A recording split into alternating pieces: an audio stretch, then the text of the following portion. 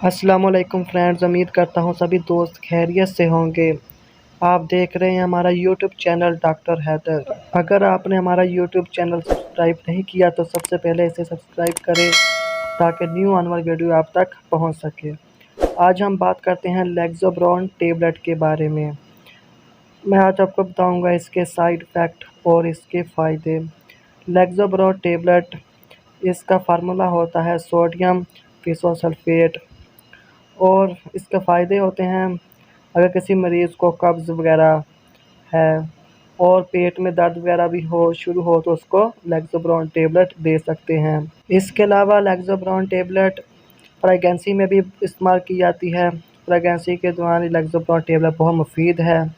और इसके अलावा ये टेबलेट दर्द वगैरह को भी दूर करने में मदद देता है।